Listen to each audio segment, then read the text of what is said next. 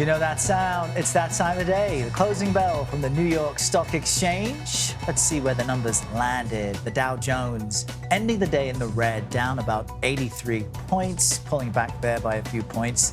The S&P 500 and NASDAQ also stayed relatively flat today.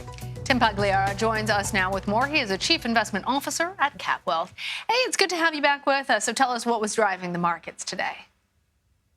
Well, I think it's just digesting the Fed minutes. There really wasn't anything new in what they had to say.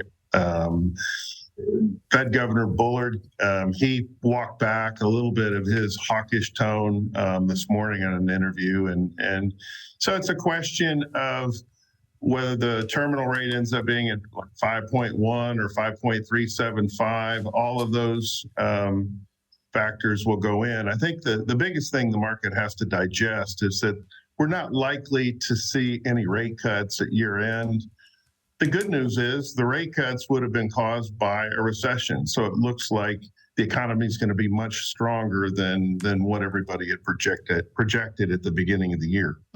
So it sounds like, Tim, what you're saying is based on those Fed minutes being released, everyone's seeing something, a little bit of good news, a little bit of bad news, but nothing seismic to potentially change what we're predicting for the spring. That's right. And I think if people just listen to what the Fed is saying, their commitment to getting inflation to 2%, the problems with labor, and remember, labor is 2/3 of inflation, commodity prices are the other 1/3. And so to get inflation under control, you have to change the dynamics of the labor supply, which means more supply of labor in order to take pressure off. And ultimately, I think that leads to demographics and immigration reform.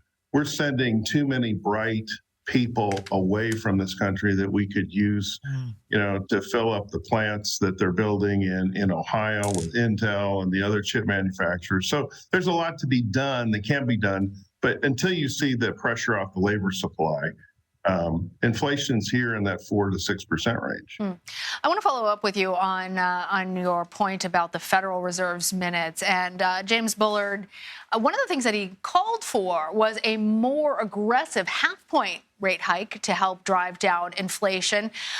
Do you think that that's likely to happen? We were sort of thinking that we were in that quarter rate hike area. Does it look like 25 basis points, 50 basis points? And how would all of that impact investors and consumers? I think the Fed's going to stay in that 25 basis point track. I think Bullard was kind of out there on his own. And again, like I said, he seemed to walk his comments back a little bit this morning.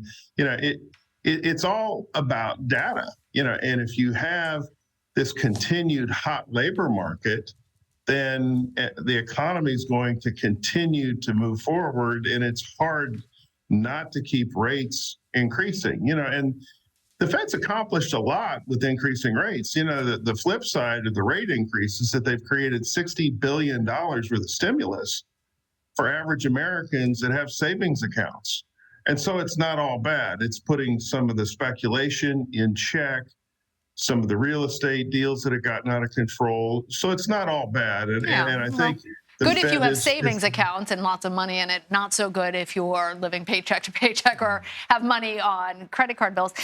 But Tim, I just want to follow up with you on one other point that you were making about the labor supply, because Meta was just announcing another round of layoffs. We've heard from a lot of tech companies that they are going to get rid of workers rather than trying to gain more. What do you make of all of this in terms of forecasting the future? Well, that becomes the question of how quickly can those people be reabsorbed back into the labor force. The data suggests now that they're being reabsorbed. There hasn't been, any meaningful change in the employment situation. To your point, though, about the people that don't have savings, they're the ones that are penalized the most by this inflationary spiral at the grocery store and all that. So the Fed has to balance that, too, in terms of getting inflation under control. It is a delicate balance. Tim Pagliara, thank you so much. You're welcome.